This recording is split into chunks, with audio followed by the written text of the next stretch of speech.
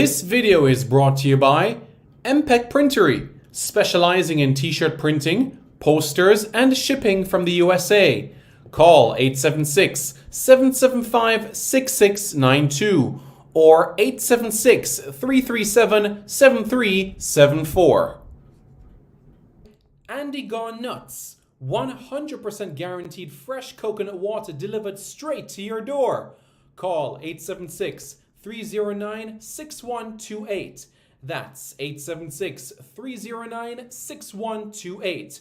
Refreshing and affordable. For more information, follow them on Instagram at Andy Gone Nuts.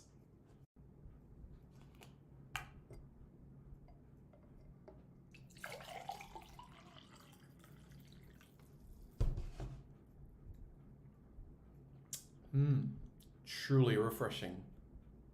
And Crumble by Mrs. C. Old English fudge and other delectable sweet treats. Call or WhatsApp 876-586-0471. That's 876-586-0471. This video is also brought to you by BLC Jamaica Security Electronics, specializing in alarm system, video surveillance, camera system or CCTV, barrier system, gate automation, and access control. Call 876-320-7711. That's 876-320-7711 or 876-351-1105. That's 876-351-1105. Hello everyone, welcome back to Reggae Boys Commentary. I'm Simon Preston. Thank you so much for tuning in to another video on this channel. As you can see, we have a very, very special guest with us today. We've been trying to have him on for some time. We know time and obligations, but finally I can say we have Jay Motty with us here from Stretford Paddock. Jay, how you doing? Yeah, man. Good to finally get on. Yeah, we have tried to get on your channel a little while, so I'm glad to finally be able to make it. It's always a pleasure to chat to you. It's great. Thanks for coming on. Firstly, what's the weather like in Manchester? Is it still raining since I left? No, I'm just debating. I've got to go out soon because we've got to go to the studio I'm at home in a minute, and it looks quite mild. So I'm debating whether to take my coat with me, but I probably will because it's always the best advice in Manchester is take your coat with you. Yeah, that's true. But yeah, again, as I said, it's great to catch up with you. And I mean, firstly, the last time that we got to catch up was during the Ole era of the team, and I just wanted to know the mood amongst the fans. During Ole's era, they had that sentiment and you could say that sort of euphoria about what he did as a player, but half the other fans said it was time to go. I just wanted to know under Erik ten Hag if it was the same 50-50 down the middle, some giving him a bit of time. What's the mood like amongst the fans? I think from the fans I've interacted with, both on the Stretford Paddock channel and, just at the ground and my friends and on social media, I think that there's an overwhelming amount of support for Erik ten Hag and a belief in what he's trying to do. I think, we had that initial go right back to pre-season. We could see in pre-season the impact he had and what he was trying to do football-wise, especially, when you look at some of the players he brought in and how he was utilising Anthony Martial and getting the best out of Marcus Rashford and Jadon Sancho. And you thought, okay, I see what's happening here. We had that pretty poor performance against Brighton, and certainly bad result, and then the absolute catastrophe against Brentford. And a couple of people start to look at it and go, is this guy all he's cracked up to be? Losing 4-0 away at Brentford, it's a wake-up call. But since then, barring the result at Manchester City, I think it's been a hugely positive sort of spell for Manchester United and Erik ten Hag. After the Brentford game, the best way to respond to that is beating Liverpool, and that's what he did. He got the players buying into what he was trying to do. There was talk of extra training, extra running in training that he was taking part in himself, sort of leading by example. The signings have clicked into gear. Obviously, the likes of Casemiro, Martinez, Eriksen, even Malacia, it was a bargain. He's played his part, and obviously Anthony as well. So the signings have worked. You can see what he's trying to do. He's getting the best out of certain players like Luke Shaw, Marcus Rashford, who had poor seasons last season. And the results have been pretty good. They've had a couple of blips. The City game I mentioned, the draw at home to Newcastle was frustrating. Me and you were talking, and earlier, and you mentioned about going to the Spurs game. The Spurs game at Old Trafford, one of the best performances we've had in recent years. I think it was a fairly dominant performance by Manchester United. The atmosphere was great, And I think there's a lot of people that can see that Erik ten Hag, he won all those titles in Holland for a reason. He's a good manager. He knows what he wants. I think he's handled the Cristiano Ronaldo situation very well. And I'm looking forward to seeing more of Manchester United under him. And, does it feel like, compared to previous years, that he's not a yes man in a sense, you could say, because no man is bigger than the club? We've said that with Sir Alex, with Beckham and other players that tried to, establish a sort of dominance, Roy Keane, etc., especially with Ronaldo walking down the touchline and, of course, not in the squad for the Chelsea game. Does it feel like, you are here as a player, you're Cristiano Ronaldo, yes, but Manchester United is much, much bigger than you, and you'll ever be? Yeah, and we need that. The one criticism I have of Ole was I felt at times that he was almost too kind and too nice to certain players. And when the results started going wrong and the wheels came off, I don't think he had necessarily that hard side. He had a little bit of it. We saw it in times, but I don't think there was enough of it to sort of really stamp his authority down with certain players. This season, we've seen it already with Erik ten Hag, and they don't get much bigger than Cristiano Ronaldo. He's one of the biggest players, if not the biggest player in the world, and he's laid down the law with him. To drop him from that Chelsea squad was a huge call. Let's not have it, let's have it right. Let's not make any mistake about that. That could have backfired massively, and I don't think it did. I know United didn't win, but I don't think anyone looked at it and gone, you got that one wrong, or not too many people did. And I think that sets a marker out. Listen, you play by the rules, you play well, you got a chance. You don't, you break the rules, whether you're Cristiano Ronaldo or Alejandro Garnacho, you will be out of this team. Yeah, well said, absolutely. And you've seen the 5 signings that we've had so far: Malacia, Eriksen, Martinez, Casemiro, Anthony. We're not going to call Tom Huddleston in because he's in the academy. But basically, if you look at those 5 signings, how much more would you say we need until we could say we're challenging here? We're really, really challenging for the top honours. I would say I think we're at least 3 signings away. I do. I think you look at. I love Diogo Dalot. Maybe he needs a bit of cover at right back. I know we're going to get into. I think speak about Ethan Laird in a little while. Maybe there's a player there that could fill that void. I still feel like we could do with a midfielder. I know we brought in Casemiro and Eriksen, but I still feel we could do with one more. Certainly a striker. Definitely. I think that's a no-brainer. Cristiano Ronaldo's 37. Anthony Martial has played 100 minutes so far this season, which is just really deflating because he looked like he had a good pre-season and he was up for it. But, you need players that can play, and at the moment he can't.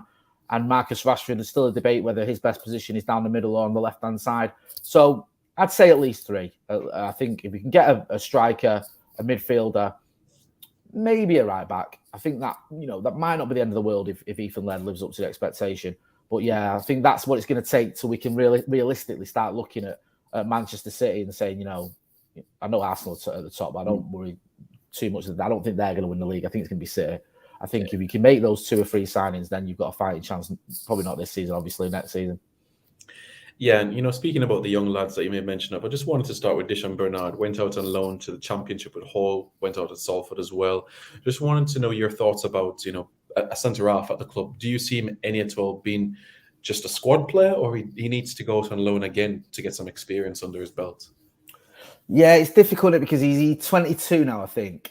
And he's had a bit of I don't want to be too harsh. I say up and down spell at loans this time. I think he was in and out of the Salford team for a little while, if memory serves. I think they had a change of manager as well, didn't they? Which doesn't help. He then, like you say, went on loan to Hull, played quite a lot of games. And then it's like, okay, what next? What is next for Dishon Bernard? I think the main problem for him is just the amount of centre-backs he's got in front of him. You've got Harry Maguire, Victor Lindelof, Rafael Varane, and obviously Martinez. Yeah. Then you can even say, well, Axel Tuanzebe is still on the books. He's in front of you. You've got 5 centre-backs who are between you and the first team. I don't think, I think Eric Bailly went on loan, didn't he? I don't think he's going to come back, I think. But yeah, that's my main sort of worry for Dishon Bernard because he's, it's weird, isn't it? When you get to 22, I feel like that's decision time, not just for you, but for the club. The club start looking at players around that. I know you're only young, you're a very young man, but at 22, it's like, okay, is he United standard or is his future elsewhere? I hope I'm wrong because I like Dishon Bernard. I think he's a very, very good footballer. I think he's a very honest footballer. And I think, one thing you want from young players is to give you the all, and he'll do that. I just wonder whether it might be one more loan move and then they assess it, or whether it's his next move is a permanent one. I just feel like, even though he's only 22, and I know it sounds slightly ridiculous, but I think in terms of United future, now might be the time to make that decision. Yeah, I mean, you're spot on there because, a couple of years ago, Steve was talking a lot about Roshan Williams and what he was doing in the academy. And he left at 22 as well. And look at Yeah. now, 24 now. So it's decision time, is it? It is. I think, when you're 18, 19, even 20, people go, okay, he's still young, he's still learning. I know he's still learning, and even when you're in your early 20s, but you get that sort of breathing space, don't you, where the club and yourself, you're not too panicky. You think, okay, I can go on loan here, or I can play for the under 21s for another season, or the under 23s or whatever. But when you get to 22, I feel like that's sort of the time to either stick or twist. All right. So from Dishon Bernard, looking at Ethan Laird now. I mean, you've seen right back. I was kind of a bit, surprised to see that Delo would start the season. I genuinely thought that Brandon would be given a chance at some point, but the way that Delo has been operating, is it surprised you as well, or met expectations in a sense? I've always liked Delo I know this sounds a bit weird, but I've always liked him as a person. I think he's got a good heart. I think he tries his best. My only concern hasn't been with his attitude or anything like that. It's his level, his ceiling, especially. How high can he get? And what we've seen is he's benefited greatly from a consistent run in the team. I think he played something like 15 of the last 20 games last season, or maybe even 17, but quite a lot anyway. And then every game this season. And I think he's on a run of about 21 games, consistently starting for Manchester United. And I think he needs that. I think certain players respond better to playing every week. Some players like Luke Shaw, I think getting dropped helped him. I think getting dropped for Tyrone Malacia gave him a kick up the backside, and he's like, rah, if I want to make that England squad, if I want to be a regular for Manchester United, I better fix up because this manager doesn't owe me anything, and he's brought in this other kid who's doing well. And Luke Shaw in his last few games has been phenomenal. I think with Diogo Dalot, it's almost the other way around. I think he just needs to start every game, play every game, get settled, get used to this team, get used to being a regular for Manchester United. I think there's still a slight question mark on, is his top level really good enough? But I was talking about this the other night on a podcast. I said 22, it's time to make or break, in terms of whether you're going to stay at United. At 23, I think below 23, you can still improve. And I think he is improving. We've seen him over the last 18 months improve. And he might carry on improving. Hopefully he will. And if he does, if he carries on improving the way he has done, I think you've got a very good right back. I still just feel we need some decent cover. Because even if he's good enough, if he gets injured, who's coming in for him, what's happening there? It still seems a little bit vague to me. Yeah. And speaking about someone who is 21 in Ethan Laird, it's like every time he goes out on loan, whether it's MK Dons, Swansea, Bournemouth, and even now QPR, the managers or the coaches there, they're raving about his performances. So it's an interesting one, really. Put him on loan again or bring him back and let's see what he can do, I was speaking to a lad who lives in West London last night, and he's got a lot of mates who are QPR fans. And he said they're all saying to him, what is Ethan Laird doing here? How have we got this player? What is going on? Like, he's so good. Like, how has this happened? So yeah, it's a real weird one because he goes out on loan. I think he's had a few loan spells now, and he went to, like you said, MK Dons and Swansea, a brief spell at Bournemouth, and now he's had a bit more of a consistent spell at QPR. Very good player. Very great sort of modern fullback as well, likes to get forward. Can switch as well. Even Brandon Williams used to love switching, didn't he, in the under-21s. I'd like to see him come back next season. I would. I think I'd love to see him come back and say, okay, Delow's number one, you're number two. Fight for that place and see if you can get in there. Because I think Ian Laird's a real talent. He had a lot of injuries, didn't he, when he was sort of 15, 16, 17. And people were worried, is he going to be able to stay fit and kick on? But he has done. And yet, like I said, QPR fans, from what I gather, seem to love him. So I'd like to see him being given a chance because I think he's earned it. Yeah. And Jay, I know you're not the biggest England fan in the world. I know what it's like up in the north. But when you look at right back, you're talking about, the likes of Kyle Walker, Kieran Trippier, Trent, I guess Reece James. Yes, he's injured. For any player that has played as right back, it's hard to get there. So you can understand why Ethan Laird might be leaning towards Jamaica in that aspect, if you understand what I mean. 100%. I think the right back position is one where we've had quite a lot of players there playing for England. You've mentioned them all there. I think Gareth Southgate took about 4 right backs, didn't he, to the Euros? And then Marcus Rashford ended up for the last 2 minutes in the final at right back. It was just bizarre. How on earth did we end up with an attacker at right back when we had 4 right backs in the squad? But yeah, you've mentioned a lot there. Okay, Trippier and Walker are getting on a bit, but Trent Alexander-Arnold's still young. Reece James, who I think is a phenomenal talent. I know he's injured at the minute, but I think he could be that right back for England for the next decade. So no, I wouldn't blame Ethan Laird, who, will look at it and go, I've got at least 3 players in front of me, if not 4. at least, and one or two of them could be there for the next sort of 10 years. So yeah, I think that could be a good move for him. And also, I think if a player's got that option of playing for a country other than England, it's probably better for you, to be honest with you, because playing for England as a Manchester United player can often be a right headache. As we've seen with Harry Maguire. Harry Maguire, Jadon Sancho, Marcus Rashford in the summer, and I'm old enough to remember the Beckham effigies hanging from lampposts and the dartboard on the back of the paper. United players always get a bad rap for England. I understand why they want to play for the country. I'm not saying they shouldn't, but I think if you're not getting in the England squad anytime soon, and you've got a good chance of playing decent level with Jamaica, go for it. Sound. And, briefly on, some of the lads that are in the academy as well, like Sam Murray, Malachi Sharpe, have you had a chance to even look at them or hear people that watch the academy games, see them, face to face? Yeah, I've heard good things about both of those players. I mean, Malachi Sharpe, he's a bit of a live wire, and he's obviously, an attacking player. He sort of burst on the scene very young, didn't he? I think was he like 15 when he was it Scotland he was playing for? Scotland in the 17s, I think he scored on his debut for them. And he was sort of one to watch. And obviously United, realised that, signed him up, did very well. I've not seen loads of him, but, he's a player that obviously I've heard about and he seems to be, being spoken about in the right way for all the right reasons. Sam Murray, the one, thing I didn't know about Sam Murray is obviously he played his part, didn't he, in the FA Youth Cup final against Nottingham Forest. So he's a player who I think he set one of the goals, didn't he? In that, he did, yeah. In that final, yeah.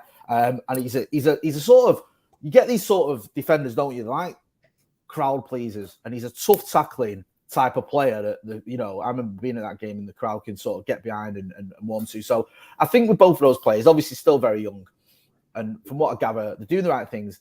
It's weird, isn't it, when you're youngster? You've got to have that right mixture of determination and enthusiasm, but also have a bit of patience as well.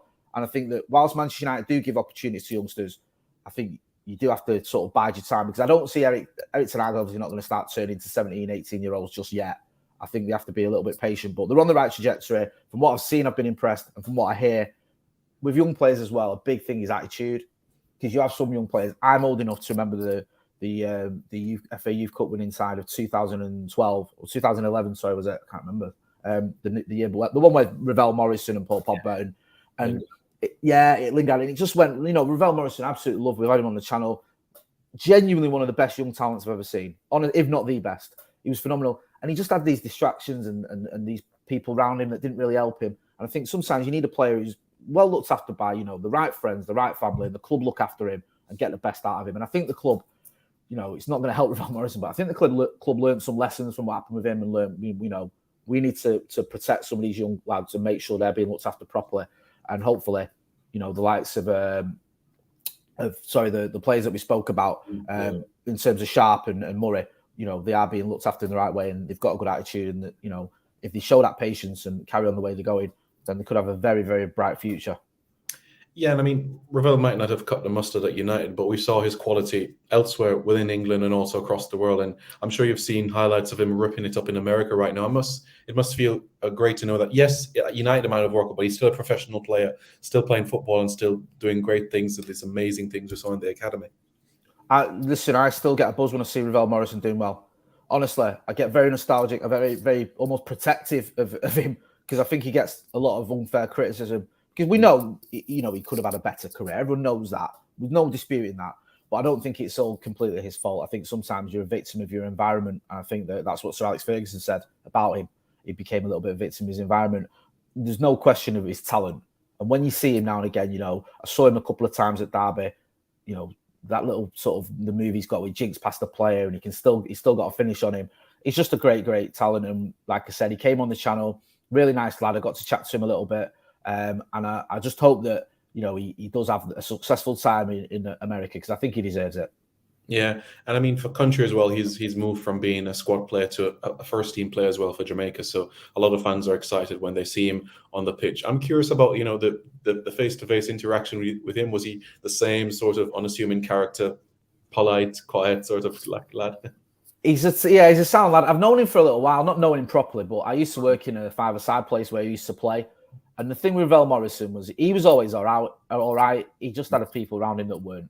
I'm not going to lie to you. He had a few people around him that you just thought, why are you hanging around with them? You're playing for Manchester United.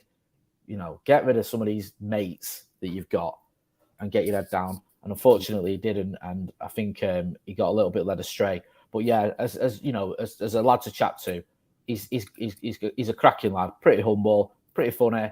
Seems like he's, you know, proper sound, a friendly guy. And like I say, you know, if he's looked after Jamaica, I'm sure he is. I'm sure you guys are looking after him for the national team, and he gets the sort of the sort of run that he needs in first team football over in America. Then yeah, you've got a player there who, on his day, he's as good as anyone I've ever seen. Honestly. Well said, Jay. And just briefly, you know, about this summer, you know, we saw numerous players leave the club. It felt like everything happened quite fast. I mean, from my perspective, when you have the Lingards, the Pogbas, the Matic, the Matas, the Cavani's, all going at one time, Jimmy Garner going to Everton. For you, did it feel like everything just happened so fast, or these changes needed to happen if we were going to progress as a football club? Yeah, we knew that they were going to happen. I think we had so many players, like say, out of contract. I think we have to be, you know, realistic about certain players as well, because there's a lot of fans' favourites. There are players that the fans are like. Jimmy Garner, you mentioned. A lot of myself included, or what's seen him in the first team, I've seen him for under 23s.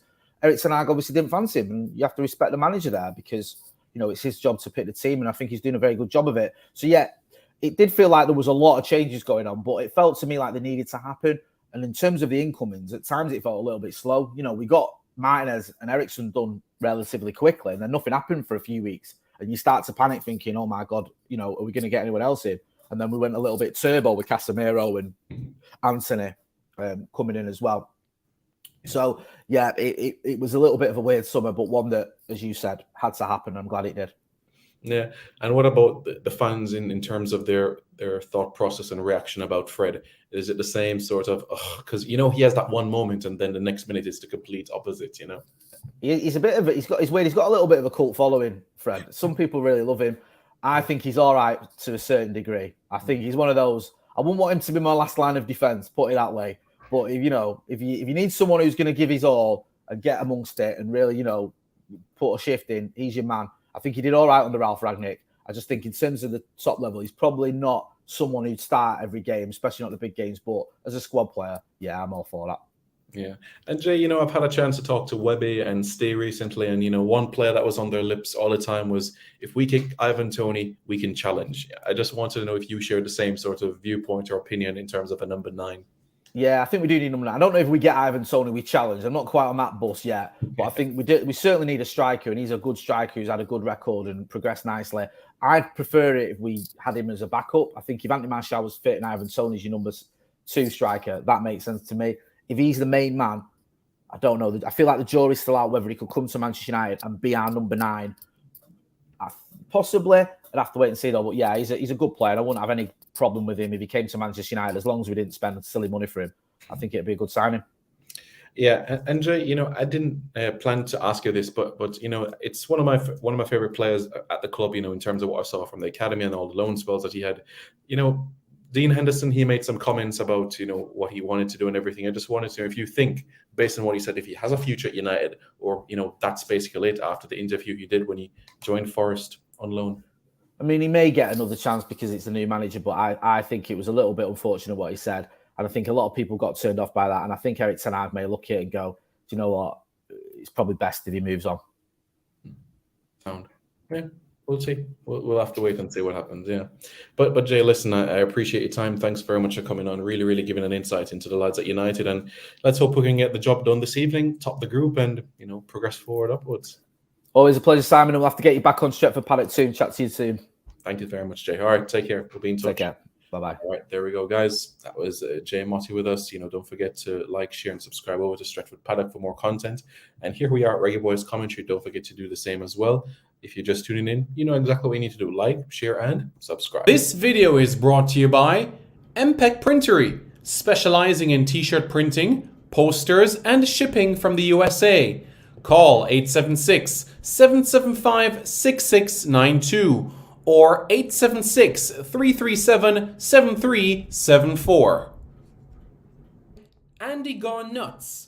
100% guaranteed fresh coconut water delivered straight to your door. Call 876-309-6128. That's 876-309-6128. Refreshing and affordable. For more information, follow them on Instagram at Andy Gone Nuts.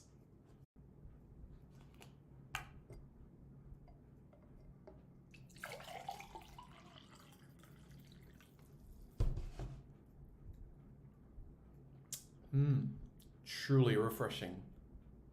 And Crumble by Mrs. C. Old English fudge and other delectable sweet treats. Call or WhatsApp 876-586-0471. That's 876-586-0471.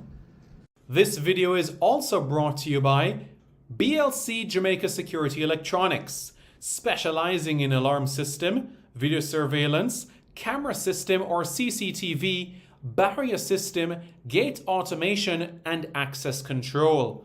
Call 876-320-7711. That's 876-320-7711 or 876-351-1105. That's 876-351-1105.